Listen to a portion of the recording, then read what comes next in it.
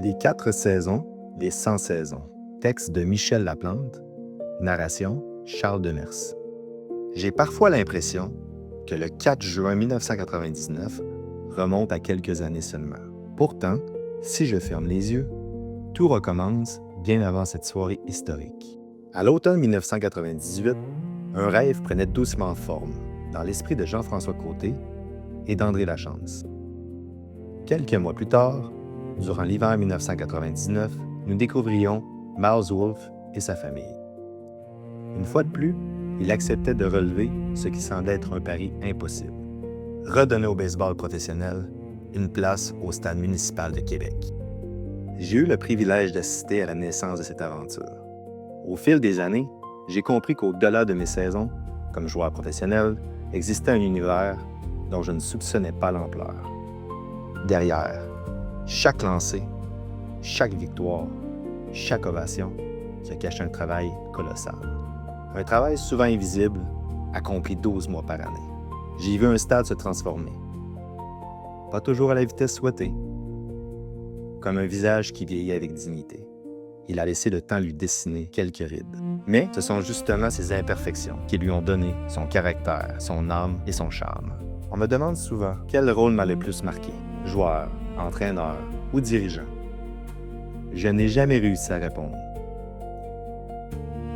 Avec les années, on comprend mieux les rouages qui font vivre une organisation.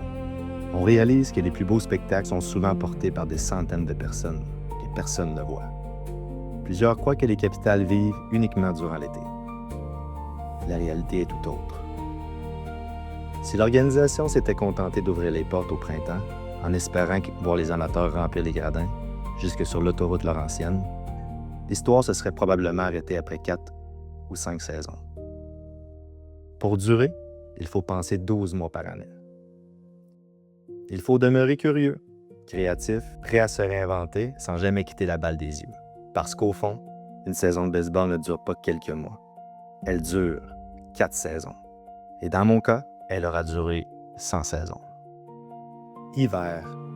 Pour plusieurs, l'hiver est la saison où le baseball dort. En réalité, c'est probablement celle où il travaille le plus. Le terrain disparaît sous la neige, les estrades se taisent, les lumières du stade s'éteignent. Pourtant, derrière les portes closes, tout continue de bouger. Les idées circulent, les téléphones vibrent, les projets prennent forme. La prochaine saison est déjà en train de s'écrire.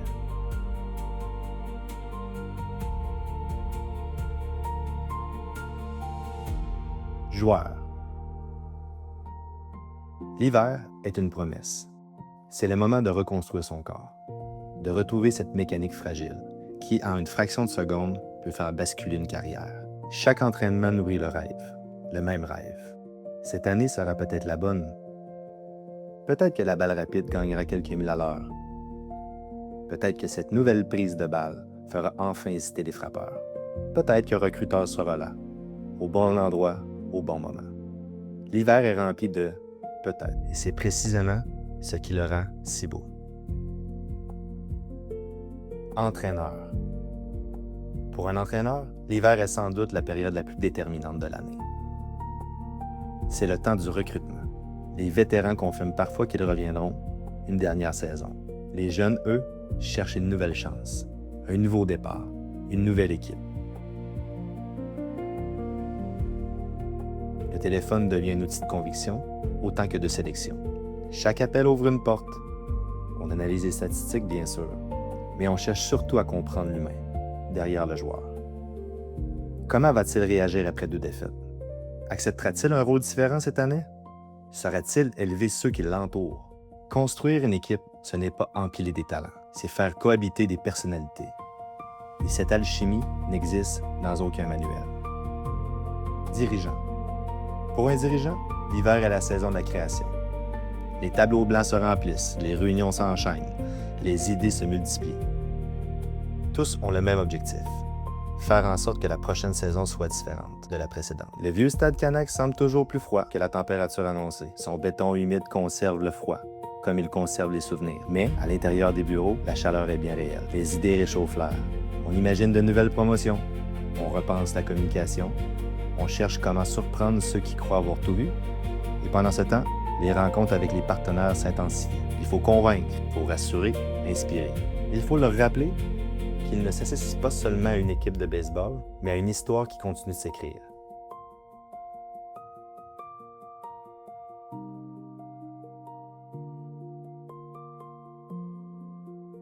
Puis arrivent les nouveaux employés. Ils débordent d'énergie, d'idées et d'enthousiasme. Ils ignorent encore qu'au bas de leur contrat, en tout petit caractère, se cache probablement la phrase la plus importante de leur description de tâche. Toute autre tâche connexe. Ils découvriront bien assez vite que dans le monde de l'événementiel, cette petite phrase peut parfois représenter tout le travail. Printemps. Puis arrive le printemps. La neige fond à vue d'œil, les journées s'allongent. Et avec elle renaît cette sensation unique qu'une nouvelle histoire est sur le point de commencer. Le printemps apporte de l'énergie. Il apporte aussi son lot d'inquiétudes. Le temps file plus vite que les préparatifs. On regarde le calendrier plus souvent que le thermomètre. Chaque jour qui passe est une journée de moins avant le premier match. Joueurs. Le printemps, c'est le retour des sensations. Les lancers retrouvent peu à peu leur pleine vitesse. Les muscles se réveillent, les douleurs aussi. Cette raideur dans l'épaule est-elle normale? Ce tiraillement dans le coude disparaîtra-t-il avec les répétitions? Dans le vestiaire, de nouveaux visages apparaissent. Chacun transporte son histoire. Un ancien choix au repêchage qui cherche à relancer sa carrière. Un jeune qui rêve encore aux ligues majeures. Un vétéran convaincu qu'il lui reste encore une grande saison à offrir. En quelques jours, des inconnus deviennent des coéquipiers. Puis, presque sans s'en rendre compte, une famille. Comme chaque printemps, les rêves reviennent. Et si cette saison est enfin la bonne? Et si cette fois, tout se mettait simplement à cliquer? Le baseball possède ce pouvoir extraordinaire, celui de nous faire croire, année après année, qu'il reste encore une page à écrire. Entraîneur. Pour l'entraîneur, le camp d'entraînement est une immense salle de classe. Certaines réponses arrivent rapidement. D'autres prennent des semaines. Il y a aussi de belles surprises. Ce joueur discret qui impressionne tout le monde. Ce vétéran qui devient naturellement un mentor. Et puis, il y a les décisions plus difficiles, celles qu'on aimerait repousser. Construire une équipe, c'est accepter que tout le monde ne puisse pas rester. On me demande souvent mes prédictions. Je souris. La vérité, c'est que personne ne connaît réellement l'histoire qui s'apprête à s'écrire. Mon travail consiste surtout à insuffler de la confiance sans promettre l'impossible. À convaincre chacun qu'il peut être meilleur que la veille. Et à faire comprendre qu'une équipe ne se bâtit pas seulement avec les meilleurs joueurs, mais avec ceux qui acceptent de jouer les uns pour les autres. Dirigeant. Pendant ce temps, dans les bureaux du stade, c'est la course. Partout. Les échéanciers débordent, les téléphones n'arrêtent plus de sonner. Le vieux stade s'éveille lentement de son hiver. Il porte encore les traces du froid, quelques blessures laissées par la neige, quelques réparations de dernière minute. Chaque printemps, il semble vouloir nous rappeler qu'il ne nous laissera pas la tâche facile. Les nouveaux employés regardent les listes de projets avec un certain vertige. Ils se demandent en silence comment tout cela pourra être prêt à temps. Les anciens, eux, esquissent d'un sourire. Ils savent que d'une façon ou d'une autre, tout finira par se mettre en place. Parce qu'il en a toujours été ainsi. Dans les dernières semaines, avant l'ouverture, les journées deviennent plus longues que les nuits. On improvise, on corrige, on commence, on recommence. Certains projets ambitieux devront être vus. D'autres prendront vie au-delà de toutes les attentes. Et comme au théâtre, avant la première représentation, on maquille parfois les imperfections. Pas pour les cacher, mais pour que le public ne voit que la magie. Car au fond, c'est toujours la même mission qui nous habite, offrir aux gens quelques heures de bonheur. Le printemps n'est pas seulement la préparation de la saison. Il est la préparation des souvenirs que les milliers de personnes conserveront toute leur vie. Été. Même si sur le calendrier, la saison des capitales débute au printemps, pour nous, elle marque toujours le début de l'été. C'était l'une des premières leçons que nous avait enseigné notre mentor, Miles Wolff. Opening Day represents the beginning of summer. Cette phrase semblait toute simple. Avec le temps, j'en ai compris toute la profondeur. Le match d'ouverture n'est pas seulement un match. Il est une promesse. La promesse que les terrasses se rempliront, que les enfants mangeront leur première crème glacée, que les familles retrouveront leurs habitudes et que pendant quelques heures, le baseball réunira encore des milliers de personnes. L'été commence lorsque la première balle de baseball est lancée. Et pendant 27 ans, nous avons voulu que cette journée ressemble à une fête. J'ai eu le privilège de lancer plusieurs matchs d'ouverture. Pourtant, aucun n'a égalé celui du 4 juin 1999. Ce soir-là, il ne s'agissait pas seulement d'un match de baseball. Le baseball professionnel revenait enfin à Québec après 20 années d'absence. Pour la première fois de ma vie, je lançais devant mes proches. Je connaissais l'importance de ce moment. Nous n'avions pas le droit à l'erreur. On n'a qu'une seule occasion de faire une bonne première impression. Lorsque j'ai lancé le premier tir, j'ai compris que quelque chose de plus grand que nous venait de naître. Par la suite, les départs se sont multipliés. Les victoires aussi, les défaites également. Très vite, l'euphorie des premiers jours laisse place à la réalité d'une longue saison. Les kilomètres d'autobus s'accumulent. Les hôtels finissent tous par se ressembler. Les repas pris sur le coin d'une table deviennent une habitude.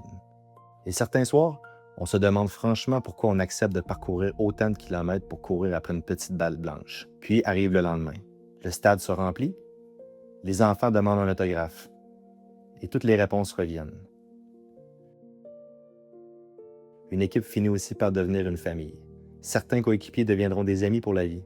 D'autres nous apprendront que le talent ne garantit jamais l'harmonie. C'est aussi ça le baseball. À mesure que l'été avance, une autre question s'installe discrètement. Le bras tiendra-t-il le coup jusqu'à la fin? Ai-je démontré suffisamment pour qu'on me fasse confiance? Encore une saison. Chaque joueur porte ses propres interrogations en silence. Entraîneur. L'été d'un entraîneur ne ressemble jamais à celui d'un joueur. Le printemps était celui des espoirs, l'été devient celui des décisions. Derrière chaque alignement se cache une nuit de réflexion. Chaque changement de lanceur, chaque joueur laissé de côté, chaque stratégie. Certaines décisions vous feront gagner un match, d'autres vous empêcheront de dormir. L'entraîneur finit par développer un étrange paradoxe. Il s'attache profondément à ses joueurs. Puis il doit parfois annoncer à l'un d'eux que son aventure est malheureusement terminée. Aucune école ne prépare à ce moment. On voit les rêves se fissurer. On mesure le poids des mots. Et pourtant, il faut continuer. Parce qu'une équipe avance. Le classement, lui, il ne ralentit jamais. Pendant que les partisans analysent les résultats du soir, l'entraîneur pense déjà au match du lendemain. Le baseball ne laisse que très peu de temps pour célébrer une victoire. Encore moins pour pleurer une défaite. Dirigeant. Pour un dirigeant, l'été est une montagne russe. Certaines promotions dépassent toutes les attentes. D'autres tombent à l'eau, parfois au sens propre. Il suffit d'un ciel qui s'assombrit pour bouleverser des semaines de préparation. On apprend vite une règle essentielle dans le monde de l'événementiel. On ne contrôle pas la météo, on ne contrôle pas les blessures, on ne contrôle pas le résultat du match. Mais on contrôle toujours l'effort que l'on met à offrir une expérience mémorable. Cette philosophie nous a guidés pendant 27 ans. Le reste appartient au baseball. Et le baseball demeure le plus imprévisible des scénaristes. On compare souvent un match de baseball à une pièce de théâtre, mais je ne suis pas tout à fait d'accord. Au théâtre, les acteurs connaissent la fin de l'histoire, avant même le lever du rideau. Au baseball, personne ne connaît le dernier chapitre. Et c'est précisément ce qui nous fait revenir, soir après soir, été après été. Automne. Puis vient l'automne, sans jamais nous demander la permission. Les gradins se vident. Le bruit des bâtons laisse place au silence. Les feuilles changent de couleur, comme les souvenirs qui commencent déjà à s'installer. Une saison vient de se terminer, et pourtant, personne n'est réellement prêt à tourner la page. Joueur. Pour le joueur, l'automne est d'abord un immense soupir. Le marathon est terminé. Le corps réclame enfin ce qu'on lui refuse depuis des mois, le repos. On retrouve les petits plaisirs que le baseball avait momentanément mis de côté. Une partie de golf improvisée, une journée de pêche, un repas qui s'étire avec la famille, un coucher de soleil que l'on prend enfin le temps de regarder. Mais le baseball refuse de quitter complètement nos pensées. La dernière manche revient souvent nous visiter. Aurais-je pu faire autrement, ce dernier lancer? Cette présence au bâton, cette défaite, ou encore cette conquête.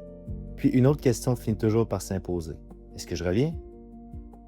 L'âge commence à murmurer à une oreille, le cœur répond encore de l'autre. Pendant quelques semaines, ces deux voix cohabitent. L'espoir d'un autre printemps, la réalité d'un autre automne. Entraîneur. Pour un entraîneur, l'automne est étrange. Pendant des mois, chaque journée avait un objectif, une pratique, un alignement, une réunion, un départ à préparer. Puis, soudainement, plus rien. Le rythme s'arrête si brusquement que le cerveau refuse d'y croire. Pendant quelques jours, on se surprend encore à penser au prochain match, avant de réaliser qu'il n'y en aura pas. Il faut pourtant répondre rapidement aux journalistes, faire le bilan devant les partisans, expliquer ce qui vient tout juste de se terminer, alors que soi-même, on ne l'a pas encore complètement compris. Parfois, la saison se termine sur une élimination que l'on n'avait jamais imaginée. Parfois, elle se conclut par un championnat qui semble bien irréel. Curieusement, les deux procurent le même sentiment. Un immense vide. Puis vient un autre moment, beaucoup plus discret. Celui où l'on serre chacun de ses joueurs dans ses bras. On leur souhaite bonne chance pour la suite. On sait très bien que plusieurs ne porteront plus jamais cet uniforme. Pendant quelques mois, ils auront été un peu nos enfants. L'automne nous oblige à les laisser partir. Puis, on rentre enfin à la maison.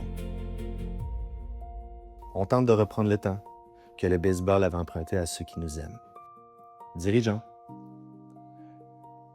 Contrairement à ce que plusieurs imaginent, l'automne n'est pas une fin. C'est un recommencement. Pendant que les derniers spectateurs quittent le stade, une autre saison est déjà en marche. Les joueurs repartent vers leur famille. Il faut s'assurer que chacun le fasse avec le sentiment d'avoir été respecté. Les employés ferment leurs dossiers, les partenaires dressent leur bilan. Les chiffres remplacent peu à peu les tableaux indicateurs. Certaines années, ils sont rassurants. D'autres années, ils s'écrivent en rouge. Mais ils ne racontent jamais toute l'histoire, parce qu'une organisation ne se mesure pas uniquement à son bilan financier. Elle se mesure aussi aux milliers de sourires qu'elle aura provoqués, aux souvenirs qu'elle aura créés, aux enfants qui, un soir d'été, auront demandé un premier gant de baseball. L'automne apporte aussi les réunions de ligue, les débats, les inquiétudes, les projets d'expansion, les équipes qui disparaissent et celles qui naissent. Comme les arbres qui perdent leurs feuilles pour mieux renaître au printemps, le baseball accepte lui aussi que certaines pages se tournent pour permettre aux suivantes de s'écrire.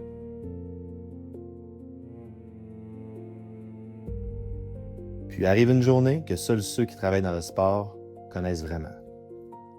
On démonte les clôtures, on range les équipements, on ferme les portes du stade. On jette un dernier regard vers le terrain et presque malgré soi, une pensée nous traverse. Dans quelques mois, tout recommencera. 100 saisons.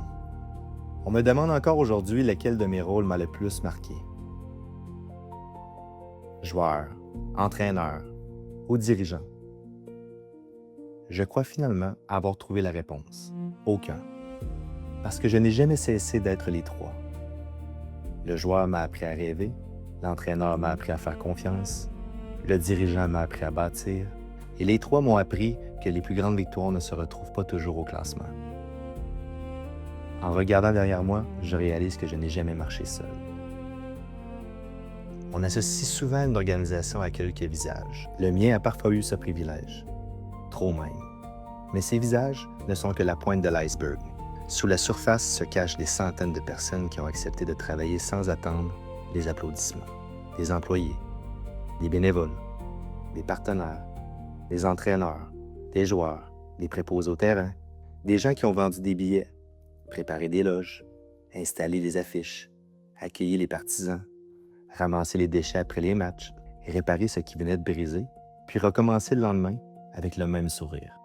Les capitales n'ont jamais appartenu à une seule personne. Elles ont été une œuvre collective. Je pense évidemment à Jean-François Côté, à André Lachance, à Miles Wolfe et à Jean Tremblay, qui a bien voulu croire que les capitales devaient demeurer à Québec.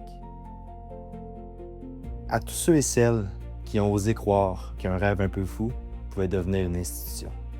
Les Harvey, les Napper, Lefrançois, Tremblay, Demers, Humbert, Marcotte et tous les autres. Je pense à tous les joueurs, les entraîneurs, employés, partenaires, bénévoles, amis, qui ont écrit un chapitre de cette histoire. Je pense aussi à ma famille. Elle a accepté mes absences, mes longues soirées, mes étés écourtés, mes automnes remplis de bilans, mes hivers consacrés à préparer une saison qui n'avait pas encore commencé. Si j'ai pu vivre sans saison, c'est parce qu'elle a accepté d'en vivre sans avec moi. Lorsque nous regardons un iceberg, nos yeux s'arrêtent naturellement sur ce qui dépasse de l'eau. Pourtant, sa véritable force se trouve sous la surface. J'ai souvent eu le privilège d'être la partie visible. Je n'ai jamais oublié ce qui me portait. Aujourd'hui, en regardant le stade municipal, je ne vois plus seulement le béton. Je vois des rêves.